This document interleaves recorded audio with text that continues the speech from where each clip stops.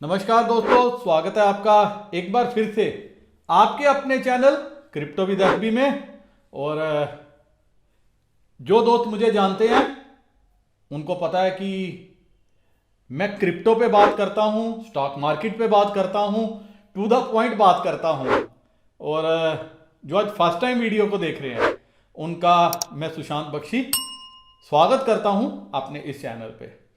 दोस्तों, कल एक सवाल पूछा था मैंने आपसे, वो ये था कि बजट में सबसे ज्यादा नेगेटिव क्या है, और साथ में क्या कभी आने वाले समय में दोबारा क्रिप्टो बैन को लेकर चर्चा हो सकती है।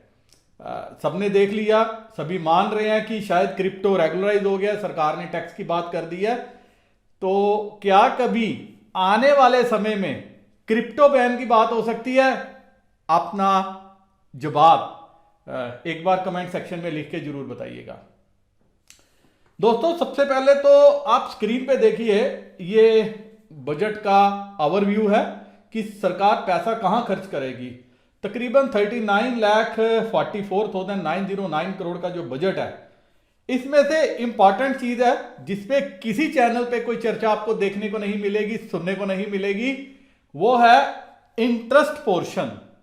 जी हां, इंटरेस्ट पोर्शन, जिसपे सरकार 9,40,651 करोड़ 9,40,651 करोड़ रुपए जो है वो खर्च करेगी आने वाले 2022-2023 ईयर में।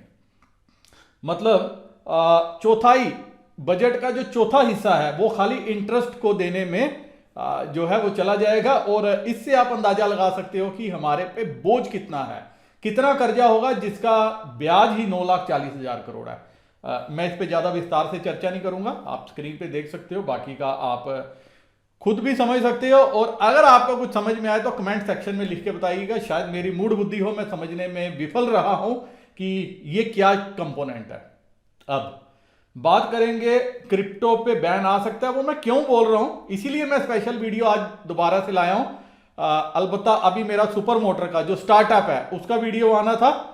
और मैं सभी से आपसे एक बात कहता हूं, अनुरोध करता हूं दोस्तों, अब आपने कल देख लिया कि 30% जो है वो अगर टैक्स लगेगा, इसका मतलब ये नहीं है कि आप अंधाधुंध जो है वो क्रिप्टो की तरफ दौड़ पड़ो, जैसा कि मुझे लोगों के, अपने दोस्तों के विचारों से लग रहा है।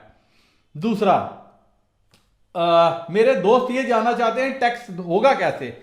मान लीजिए आपने 1 लाख का निवेश किया, 1 लाख पे आपको 1 लाख रुपया प्रॉफिट हो रहा है, तो उस जो 1 लाख रुपया प्रॉफिट है उसका 30% यानी कि 30,000 रुपया आपको टैक्स के रूप में सरकार को देना है। क्योंकि सरकार को भी पता है कि काफी ज्यादा जो है क्रिप्टो में लोग पैसा इन्वेस्ट करके बैठे हैं, बना रहे हैं, तो क्यों ना टैक्स के जरिए जो है इनको बोझ डाला जाए और खजाना भरा जाए। कोई गलत भी नहीं है, अगर पैसा बन रहा है तो सरकार का खजाना भरने में भी कोई दिक्कत नहीं है। लेकिन अगर जिसको लॉस हो रहा है वो कहां जाए, उसका सेट ऑफ का कोई प्रोविजन तो नहीं रखा।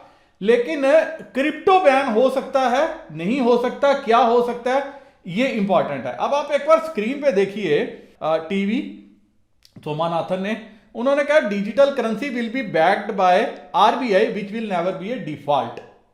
मतलब उन्होंने आज एक क्लैरिफाई किया, जो बिटकॉइन, इथीरियम और एनएफटी ये कभी लीगल टेंडर नहीं हो सकते। आगे उन्होंने बताया money will be of RBI but the nature will be digital rupee issued by RBI will be a legal tender. मतलब जो पैसा आरबीआई, जो रुपी आरबीआई डिजिटल फॉर्म में जारी करेगी वो तो लीगल टेंडर होगा। वो रुपया कैसा होगा, जैसे हमारा बिटकॉइन, इथीरियम है, हम पेमेंट अलबत्ता जो मर्चेंट को वो डिजिटल रुपी में कर सकते हैं, और वो लीगल टेंडर है, उस पर सरकार जो है अपना बाइंडिंग लेती है और वैसे ही गारंटी लेगी कि जिसको भी वो पैसा जाएगा सरकार उसको ऑनर करेगी। ये तो हो गई एक चीज। और सारे बैंक भी उस डिजिटल रुपी को एक्सेप्ट करेंगे। आपने डिजिटली अपने एचडीएफसी बैंक, आईसीआईसीआई बैंक, जिस भी बैंक में आपका अकाउंट होगा वहां पे आप ट्रांसफर कर सकते हो, एफडी बनवा सकते हो। वो तो हो गई एक बात। दूसरी बात, आगे वो बोलते हैं rest all are not legal tender, will never be a legal tender.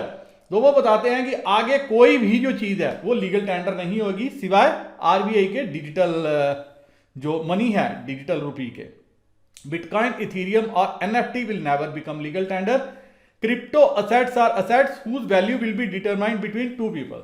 Yes, this is the thing, this is the thing मेरे वह दोस्त जो मेरे साथ जुड़े हुए हैं, बने हुए हैं, मेरे को फॉलो कर रहे हैं जब से मैं क्रिप्टो पे बात कर रहा हूं, यही चीज उन्होंने बोली है। Crypto is an asset. ये असेट क्या है? जिसमें दो लोगों के बीच में ट्रांजैक्शन होती है और वो आपस में वैल्यू जो है उसको डिटरमाइन करते हैं। शेयर्स में भी ऐसा होता है, स्टॉक्स में भी ऐसा होता है, हर जगह ऐसा होता है। दो आदमी, एक खरीदार होता है, एक बेचने वाला होता है, वही जो है वैल्यू डिटरमाइन करते हैं।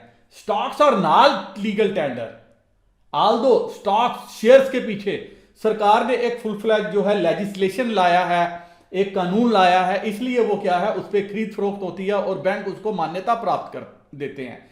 यहां पे क्या है कि ये दो आदमी के बीच होने वाली ट्रांजैक्शन है, इसको तो सरकार ने रिकॉग्नाइज कर लिया है, लेकिन किसी भी इंस्टीट्यूशन, कोई भी लीगल फ्रेमवर्क इस पे अभी नहीं है, इसीलिए क्या है ये लीगल टेंडर नहीं है। और वैसे भी जो असेट्स होते हैं, gold is not a legal tender, silver is not a legal tender, these are called asset classes. ये असेट्स हैं, इसीलिए सरकार ने इनको कहा है दीज आर असेट्स, कि क्रिप्टो वो असेट्स हैं जिसके बीच में आपस में दो आदमी उसकी वैल्यू डिटरमाइन करते हैं। You can buy gold, diamond, crypto, but that will not have the value authorization by the government. कि आप सोना खरीदते हो, चांदी खरीदते हो, डायमंड खरीदते हो, लेकिन सरकार की उस पर किसी पे भी मान्यता नहीं होती। इसीलिए सरकार आपको किसी भी निवेश में नुकसान होता है, सिवाय आरबीआई, अगर आरबीआई ने कहा है कि ये मैं 10 रुपए का वैल्यू है इस नोट की, आपको उसके 10 रुपए मिलेंगे। अगर किसी की वैल्यू 500 रुपया तो 500 ही मिलेगा। कल को कोई ऐसा नहीं बोल सकता रिजर्व बैंक की ये 500 का नोट है, नहीं मैं इसको 500 मानने से इनकार करता हूं, मैं 10 रुपए जो है इसको इसके बदले में दूंगा, या कोई जो आपको शॉपकीपर है वो ये बात बोले। तो इसीलिए अब आपको समझ में आ गया होगा कि लीगल टेंडर क्या होता है। काफी मेरे दोस्त पूछ रहे थे इसके बारे में, मैंने कहा मैं सबको एक बार बता देता हूं।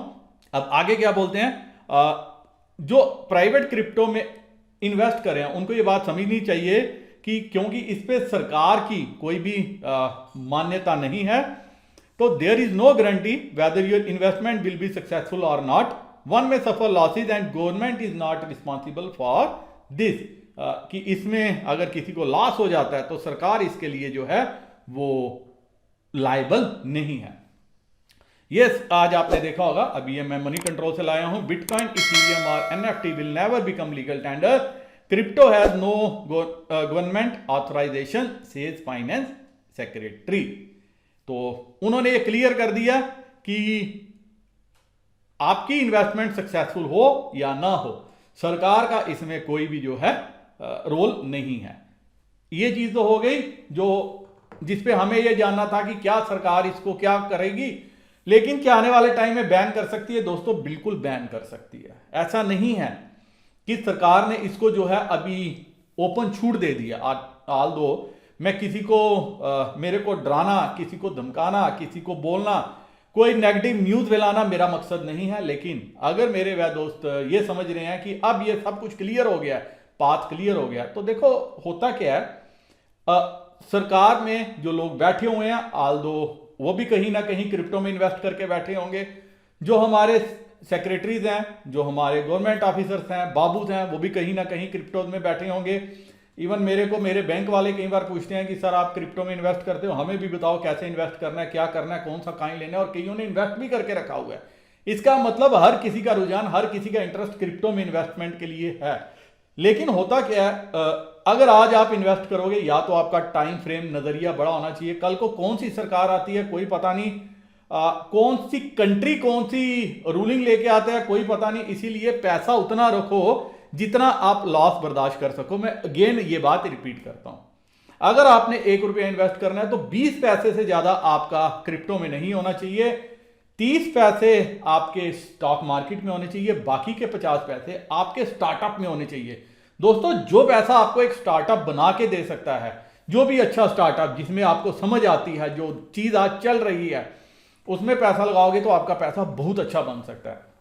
दूसरा, सरकार में ये जो बाबू बैठे हुए हैं, अगर इनको पता लगा कि जिस पर्पज से इन्होंने छूट प्रदान की है वो पर्पज सॉल्व नहीं हुआ, लोगों ने कोई टैक्स नहीं दिया, और सरकार को अगर कोई ज्यादा टैक्स इसमें से नहीं आया, और ना ही ब्लॉकचेन जो अभी ये सोच रहे हैं कि ज्यादा से ज्यादा कल ब्लॉकचेन अगर इंडिया से निकलती हैं कुछ क्रिप्टो सेट्स निकलते हैं, कुछ एनएफटीज निकलते हैं, तो शायद उसमें से सरकार को रेवेन्यू हुआ है। अगर वो चीजें पॉसिबल नहीं हुई, ऐसा नहीं हुआ, तो ये सरकार दोबारा बैन के लिए सोच भी सकती है, क्योंकि जिस चीज से फायदा नहीं है उस पर चाहे बैन लगाओ चाहे उसको ओपन रखो, उसमें कोई जो है बेनिफिट अगर सरकार को नहीं दिखा तो सरकार कर सकती है। लेकिन अब क्योंकि क्रिप्टो के साथ ज्यादा से ज्यादा यूथ जुड़ा हुआ है, तो सरकार यूथ को नाराज नहीं करना चाहती। आने वाले साल 2 साल के बाद इलेक्शंस भी हैं, तो इस चीज के लिए क्या मुझे नहीं लग रहा कि अभी इस पे फौरन बैन आएगा। लेकिन आपको दिमाग में कहीं ये जो हमारा पीछे दिमाग रहता है, यहां पे सोच के चलना है कि सरकार कभी कुछ भी कर सकती है। इसीलिए अंधाधुंध सारी सेविंग निकाल के आपको खाली क्रिप्टो में ही नहीं रखनी। दोस्तों, क्रिप्टो ही खाली फील्ड नहीं है, फील्ड बहुत सारी है, लेकिन क्रिप्टो में आपका निवेश रहना चाहिए, क्योंकि कब ये निवेश आपको कितना बढ़िया रिटर्न दे के जाए ये कोई नहीं कह सकता, और आने वाला समय जरूर क्रिप्टो का समय होगा।